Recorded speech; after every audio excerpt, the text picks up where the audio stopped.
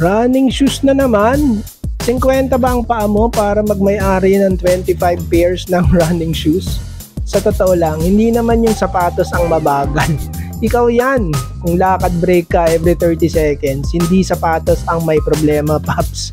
Pag may bagong shoes, feeling mo ang lakas mo until ma-overtaken ka ng 60-year-old mong tito. Let's be real, hindi bago mong kicks ang magpapa-PB sa'yo, Paps. Discipline, training, at konting dasal ang tunay na sikreto. May bago kang sapatos, pero training plan mo, bahala na si Batman.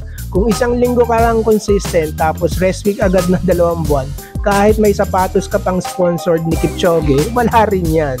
Pero, sa totoo lang pare, real talk, if running brings you peace, joy, and sanity, then invest in it. Bilhin mo na yung running shoes na yan, cause you deserve it. Life's too short to run in pain or worse, in Crocs.